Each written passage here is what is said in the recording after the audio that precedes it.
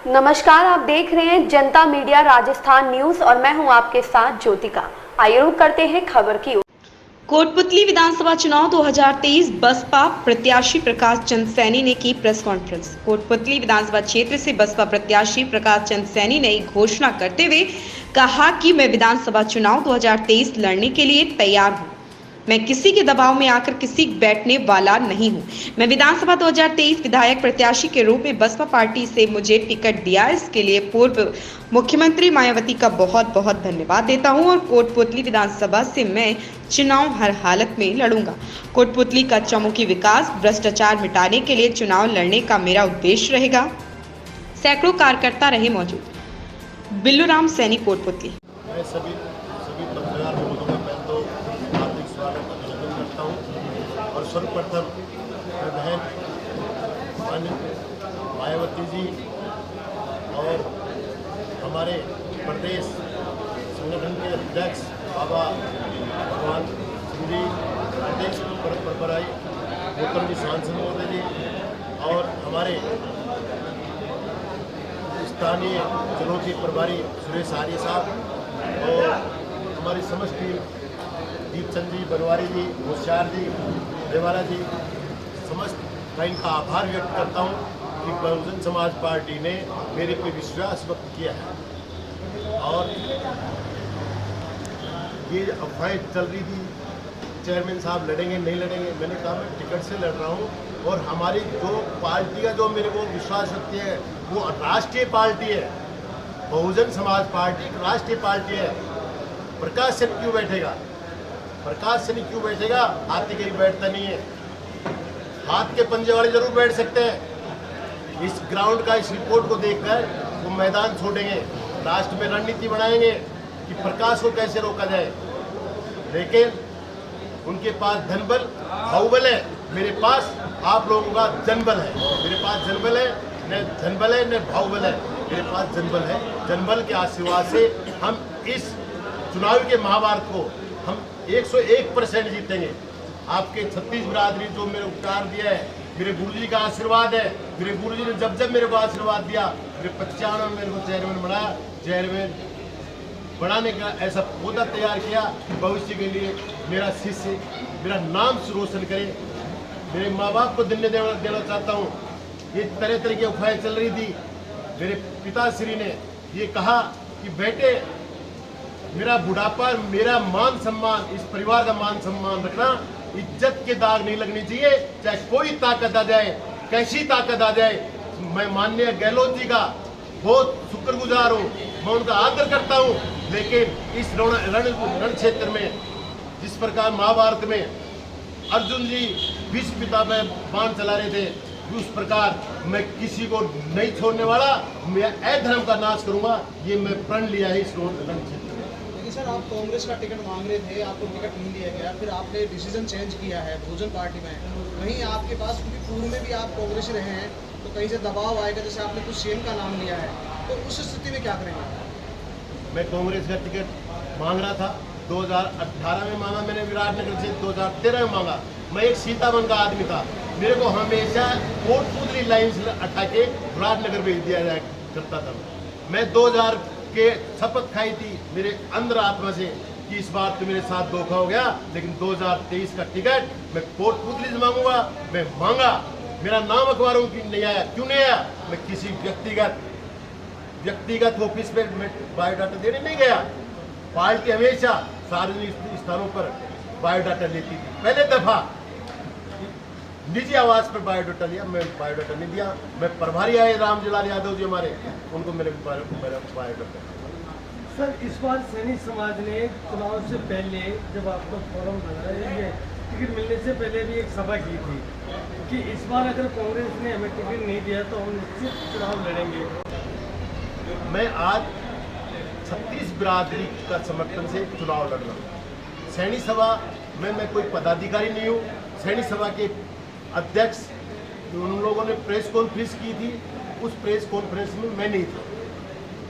मेरे से पूछा गया, मैंने ये कहा, अमित भाई से बात हुई, भाई समाज सबसे बड़ा होता है, समाज जो निर्णय लेगी मेरे को मान्य है। आज उसी परिस्थिति में मैं तो भारतीय जनता पार्टी से टिकट मांग रहे थे, हमारे महेंद्र भाई मांग रहा था, पूर्व चेयरमैन फूलचंद जी मांग रहे थे, सुगन भाई मांग रहा था। भाजपा ने उनको टिकट नहीं दिया। कांग्रेस से एक मात्र दावेदार मैं था, मेरे को टिकट नहीं दिया। जिस आदमी को चौथी बार टिकट दिया गया है, पार्टी सर्वे तो कराती। मेरी पूर्व पार्टी की चेयर बोस सुप्रीमो सोनिया गांधी जी, राहुल गांधी जी ने कहा, आपके पत्रकार महोदय को मालूम है, सोनिया जी नाराज हुई, राहुल जी नाराज हुए कि सिंगल नाम के पैनल क्यों नहीं आए। क्या वहां सेकंड लाइन के नेता नहीं है? इन्होंने एक जयपुर जिले में एक चौकड़ी है, इस चौकड़ी सारी कांग्रेस को खत्म कर दिया। सिंगल नाम जाता है, आप बताओ, ये डेमोक्रेसी है? ये पार्टी सिंगल का नाम है? प्रभारी आते हैं, मेरे को मालूम है, उनकी आवभगत होती है, सेवा भक्ति होती है होटलों में। जिसके पास धन पर बाहुबल है, आज कांग्रेस क्यों पिछड़ती जा रही है? इस कारण से सर प्राथमिकताएं क्या रहेंगी आपके चुनाव? एक भ्रष्टाचार मुक्त नगर परिषद, कोई अवैध खनन नहीं होगा, कोई ओवरलोड वाहन चलते हैं। जिन मुद्दों पे हमने चुनाव लड़ा था, उन मुद्दों को आज भुला दिया गया। आज मंत्री जी के पास मैं कहना नहीं चाहता, कौन लोग बैठते हैं, वही लोग बैठते हैं जो अवैध खनन, अवैध ओवरलोड वाहन और भू माफिया, एक उस चक्कर में घुसे हैं पूरी 5 साल से। आज मंत्री जी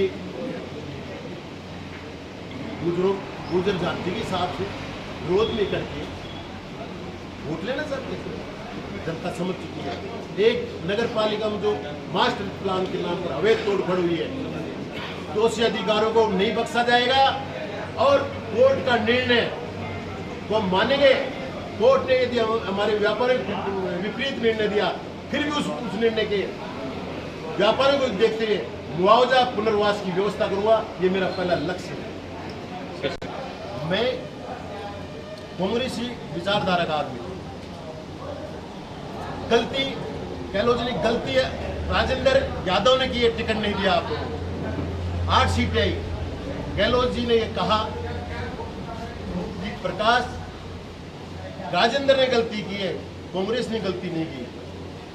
हमारे कहने से कांग्रेस का वोट बढ़ा, कांग्रेस का वोट बढ़ाया। 36 बिरादरी से है, मेरे ऊपर यदि ये आए कि मैं बैठ जाऊं, मैं अंतिम रण तक, अंतिम सांस तक लड़ने वाला व्यक्ति प्रकाश सिंह है। मैंने मेरे गुरुदेव से सीखा है। तरह तरह की भ्रांति फैलाते हैं, वो तो बैठ गया, चुनाव नहीं लड़ रहा। मैं पत्रकार महोदय को निवेदन करना चाहता हूं, ये मेरी ड्यूटी है, मैं इसको साफ कर रहा हूं, इसलिए प्रेस कॉन्फ्रेंस की है। इसलिए आपसे भी निवेदन है कि ये भ्रांति जो फैलाते हैं उनको आप मुंह तोड़ जवाब दीजिए। कभी मैंने फार्म इसी बड़े चुनाव में नहीं लगाया था। विधानसभा 2003 में कांग्रेस का टिकट नहीं मिला, हम हो गए, लेकिन मैंने कभी रण नहीं छोड़ा। रही बात ये कि नगर पालिका में ये कर दिया, मैं निवेदन करना चाहता हूं, जनता की आवाज थी, शंकर की ठेकेदारी है क्या, प्रकाश सैनी की ठेकेदारी है क्या, तीसरे व्यक्ति को आगे नहीं आने देते। गुरुदेव ने मेरे को बुलाया और हमने हमारे बच्चे को छोड़कर दुर्गा जी को समर्थन दिया। हम पे ब्लेम आया, हमने कहा था भाई तीसरे व्यक्ति को देखो, हमने तीसरे व्यक्ति दिखाया ना, तीसरे व्यक्ति क्या हालात आप देख लीजिए। कोई समर्थन कभी नहीं करेंगे। इस झंडे के नीचे नीली छतरी वाला का झंडा है, नीला कलर है।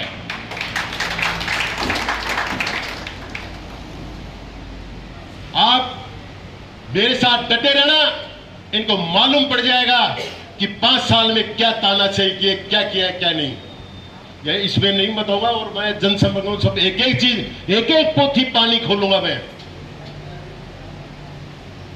और एक बात और बताना चाहता हूं आपको, जब अशोक गहलोत अलबत्त में था, हाथी ने साथ दिया, चाहे 2008 हो 2018 हो, कांग्रेस के विधायक मुख्यमंत्री जी कहते हैं बिक गए, खरीद लिए बीजेपी वालों ने, लेकिन हाथी छह हाथी मजबूत के साथ खड़े रहे, मंत्री पद नहीं लिया उन्होंने। आज मुख्यमंत्री जी सरकार बची तो बसपा की वजह से बची, बहन मायावती जी की वजह से बची। 6 विधायक समर्थन दिए निस्वार्थ भाव से। ये लोग मंत्री संतरी ये कभी भी कुछ भी पलट सकते हैं सत्ता, लेकिन हाथी जहां खड़ा रहेगा। आप लोग एक बात बताओ, कभी हाथी को बैठा देखा है क्या? देखा हो तो बता दो, मैंने तो नहीं देखा। हाथी खड़ा है, खड़ा रहेगा।